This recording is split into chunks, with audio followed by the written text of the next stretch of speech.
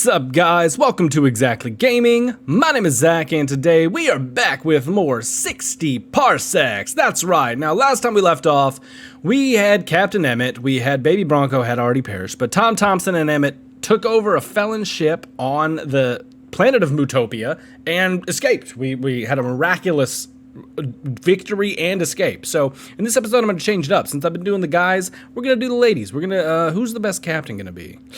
She's a smart cat. Let's see. Agility, intelligence, strength. No, she's not very smart. I could have swore she was. Let's see. What about you? No. Okay, she's agile. She's going to be probably our best bet. So let's just go with Megan as captain, and let's go grab the other two ladies, and we're going to do a little ladies run. We're going to make it happen.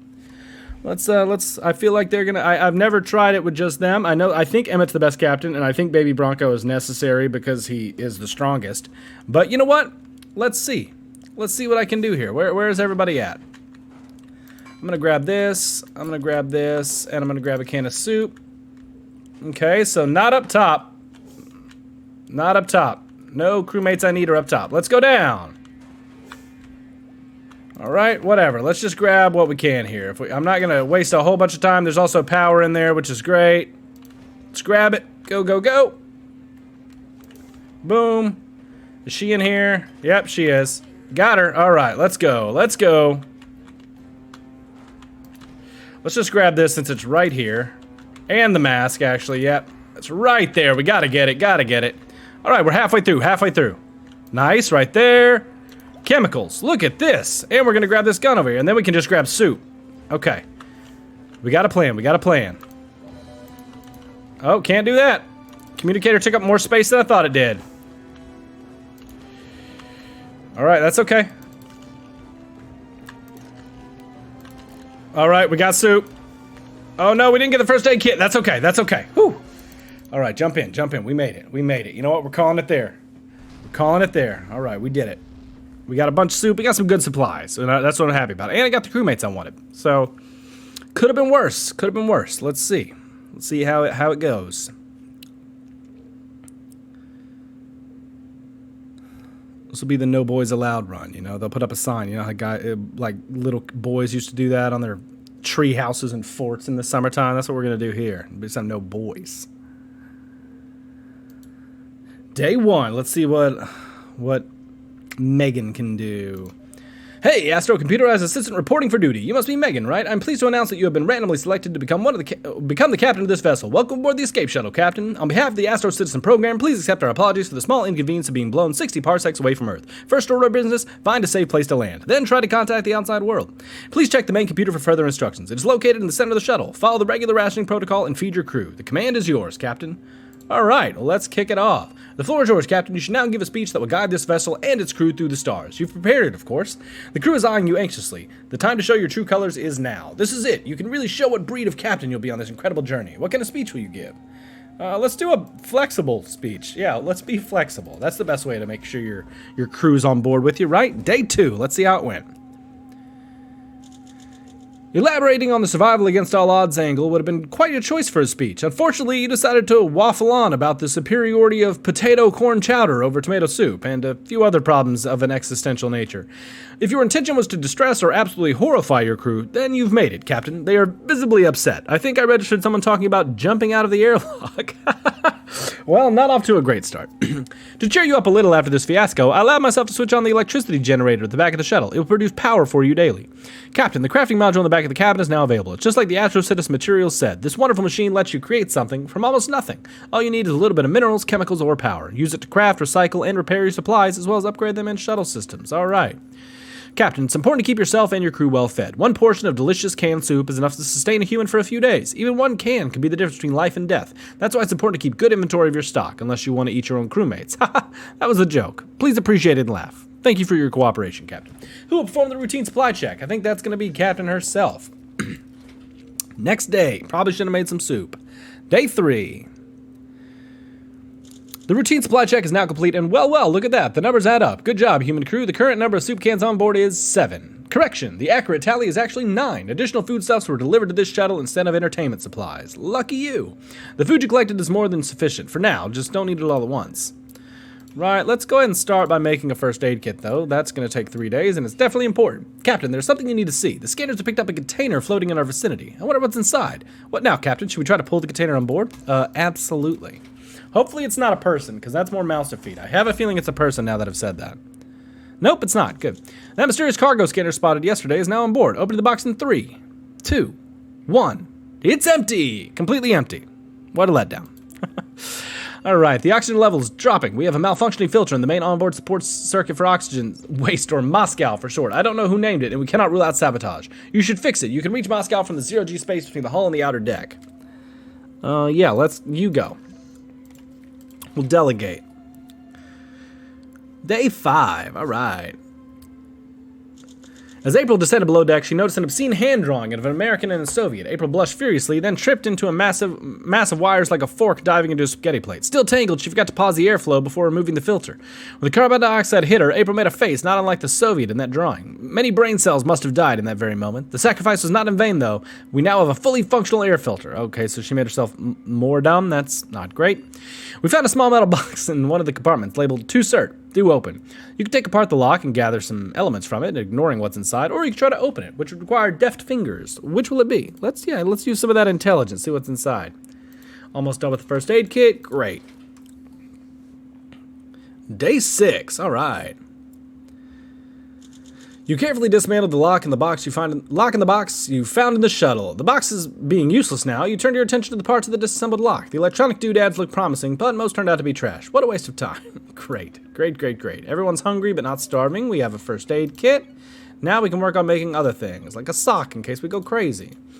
Hello there, Captain. Might I ask why you're going through the files? You're not really meant to see the contents of my digital storage unit. Protox. Now that's a fun file. Just please don't. Oh no, what have you done? You should have ran the program. Protocol X initiated. That's a secret protocol. It was meant to be an experiment. The consequences of initiating this protocol will be severe. Use your skills and do something, Captain. Yeah, let's use our strength. I've never failed a Protocol X thing, and honestly, I kind of want to fail just to see what happens. I'm a little curious. Day 7. Oh no. Oh no. Despite your feats of strength, you weren't able to stop Protocol X. A mutated flu virus has been released through the ventilation shaft, affecting you almost immediately. That's Protocol X for you. There are a lot of protocols devised by the Masterminds behind the Astrosystems program that should never be initiated. Look, you have a fever already.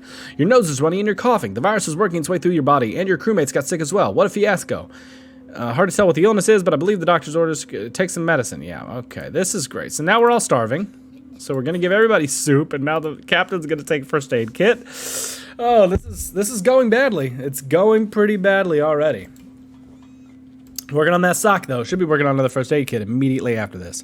Your attention is required, Captain. This is most abnormal. We are registering unknown transmissions. She's the smartest. She's going to do the unknown transmissions. Hopefully we all just survive the next few days, because we learned what Protocol X was, and it's bad. First contact. Captain's looking great. Captain, you need to see this. I'm not easily excited, but this is one of the greatest moments for humanity and human-made AI alike. I can't talk today, guys. We are not alone in this universe. The signals we intercepted were finally decrypted. They're alien transmissions. This isn't coming from other life forms. Right, we know the drill. Sure, you can peruse Astrosystems and promotional materials when bored, but no, don't put that on, Captain. You've just initiated the Weight Observer 1000 on your wrist. It's just a marketing gadget, cracked and defective. When you look at yourself now, you see a bulky bulldog. It's supposed to motivate you to lose weight. Stop scratching your ear, or at least take off your shoe first, and do something about this. The ship needs a captain. Well, let's use the frickin' sock we just made, and we made a really good sock. Cutting-edge sock. And let's start working on that other first aid kit, because other 2 crewmates not looking great. Day 9. All right, moving along now. The Weight Observer 1000 made you see yourself as a bulky bulldog in order to frighten you into a diet, but you embraced it, taking a full advantage of becoming a dog, marking your territory proudly, attacking a sock, destroying said sock with glee. Son of a bitch. These ladies are just doomed from the start, okay? The Weight Observer's battery gave out fast. You spit out the sock and stood up, but no one found joy in your regained humanity. If it makes you feel any better, you still bark in your sleep. All right. Well, this night just got interesting. A nightmare wakes you up, so you adjust your eyes to the darkness and you suddenly realize that you're not alone. You can make out a silhouette of a person in the shadows. It's motionless, but it seems to be staring right at you. You can't just ignore it, Captain. What are you gonna do? Let's light it on fire. That's always the solution, right? Day 10. That was a fun night, Captain. When you woke up, you noticed someone standing in the shadows. The figure didn't move, it just stared. Terrified, you used a lighter to see the mysterious visitor clearly. And, believe it or not, your worst nightmare turned out to be just a mask, hanging on a coat rack. You were so spooked. Quite funny, really. I'm sure we'll laugh about it tomorrow. Here, I'll start now. Ha ha. You still feel hungry, Captain. April's complaining about the lack of rations. Dee Dee's still ill. Yeah, I know you guys are still sick. We're doing... Oh, she's weak now, too. So we'll do you first. Okay. One more day. One more day. Just don't die. Our sensors have detected a package floating through space. The bold letters on it just say Acme. Perhaps there's a label somewhere. Here it is. The label says it contains tomato. Could be a pack of your favorite soup. Mind you, Captain, this is alien language translator. Doesn't get everything correct. Yeah, let's try it. What's the worst thing it could be? Instead of tomato. Bombs? Potatoes? Success! The box was stocked full of delicious sustenance. A note inside encourages the intended recipients to stay strong. That help is on the way, blah, blah. You snooze. Captain, you lose. I'm glad you haven't lost your appetite for soup, Captain. Could I please you to close your mouth when you chew this time? All right. April continues to look ill. All right. You're not doing great. So everybody's going to get food. You're going to get the first aid kit. We're going to start working on... No, we can't start working on another first aid kit. So we're just going to make a soup. Nope, don't have enough to make a soup. We need to land on a planet and fast. See that locked safe in the corner, Captain? This is the captain's safe. It's meant for you. You have the code, of course. No? Does not compute. Were you really appointed the captain by Astrocitizen Command? I'll give you the benefit of the doubt for now. Since you don't have the code, will you try to open the safe by force, or are you going to rely on your dexterity? Well, that's all she's got is dexterity, so let's try it out. Day 12. Come on, I need a planet. Hey, a planet. So, about the safe. You managed to crack the code. I knew you were nimble-fingered enough to get that done. The only thing inside was a piece of paper, which read, "To do. Put something useful in the safe." Well, thanks for nothing. Right, April's still sick. All right, so now we can start working on... Nope, don't have enough for a first aid kit, so that's not great. Captain, wake up. We're approaching some sort of celestial body. It resembles a moon, but I think it's a small planet. Let me run a quick scan. Scanning complete. I was right. A small rocky planet with no organic life forms, but there's a lot of movement down there. Strange. My scanners detect some structures as well, buildings or even cities. Captain, if you want to land on this planet safely, you'll have to fix up small malfunction with our steering system, since we're not able to turn at the moment. Oh, and you'll have to do it before we float away from the planet. Hurry. All right, let's use that lighter and see if that'll help me. All right, coming in hot. Day 13. Robotofu. I've been here before. I don't know. I can't read today, guys, or speak. The concept was fine. You dove under the console with a lighter, trying to illuminate the dark nest of twisted wires. Once you flipped open the lighter, it turned into pandemonium, which involved burning your own hand, cursing loudly, hitting your head on the desk while attempting to stand up, then falling on top of the control panel and pressing random buttons with your butt. While you flailed around like a headless chicken, Dee Dee stepped in. She whizzed past you, plugged in a random cable, and grabbed the controls, steering the shuttle between sharp rocks toward relative safety. It was not a soft landing. Nobody's doing great after this stunt, not even me. I'm shaking to my cores. Yes, all of them. Your face had a pretty unpleasant close encounter with our communicator module, and at least one of these things is useless now. Consider fixing it if you want to avoid radio silence in the future. What's next, Captain? Maybe you could use the information I found while scanning the environment. There are robotic units not far from here, but my scan detected very few aggressive signatures. I think these are peaceful automatons, most of them. Perhaps they can be of help to you, and in case you perish, at least I'll have company, so it's a win-win situation. Right, the expedition module's up and running. She's still sick. We don't have enough stuff to do that, but we can make duct tape, so we're going to make something. Captain, we were able to detect transmissions of unknown origin. Unfortunately, the communications console was damaged. Yeah, let's fix it up with a new communications console, and let's immediately send Dee Dee out. To get chemicals, please? Nope. Let's go to... First, let's go to tourist information. Why not? We're tourists. Let's go. Nope. She's going. She's taking the mask. Maybe a lighter. Why not? Why not? All right. Let's go. We're running out of food. Day 14. Hello, world. Great success, Captain. The communicator attached to the communications console worked like a charm. I won't judge the aesthetics since we can finally receive and answer transmissions. Now what we need to do is wait for someone to contact us. Someone will find us, eventually. You can tell April was amazed by what we achieved today. She almost smiled. There's hope, Captain. Dee Dee left to gather some information about our surroundings from the tourism center. Let's hope she finds something more than dusty brochures and tacky souvenirs. April's still ill. All right. And I can't make anything to help you, April. Sorry. It's just, that's where we're at. Not looking great. That's not going to do it. And we barely got enough soup. Captain Man, a pair of robots are meandering towards us. They are facing each other and appear to be fused by the hands. One is a large hulk, dragging the other, which is smaller in stature. Could this be a parent-child pair? I don't need to get rid of food, so... The big droid thuds along one leg after the other as if low on power, while the little one peters fumes from its back. One has a power socket and the other has a mouth-like receiving chamber. Do you wish to charge the big robot, feed the little one, or leave them to their fate? Let's charge the big one. Why not? I don't want to use up any soup, because we don't have a lot. Hopefully, Dee Dee will come back with soup. You lugged a battery over to the Robo-Rent and Robo-Kid, who were slowly trudging past the shuttle. Once you plugged the unit into the Fatherbot, it straightened its back and sprung with energy. The hulking machine bowed in thanks, and with renewed energy, picked up the weak little robot next to it and sprinted it into the distance. I hope their journey isn't just one of those fatherly character-building exercises. Dee Dee is still out on an expedition. You're starving. A serving of soup would be in order. April is starving. All right, you guys get soup. That's fine. Captain, I'm detecting a troubling buildup of mental tension. Recommend a course of action? Throw an epic party. I took the liberty of inviting myself, but of course your crewmate should join us too. I don't even have the stuff. Look, I don't even have the stuff for your party. Okay? Artifact, should I make that? Yeah, why not? We're not making anything else right now.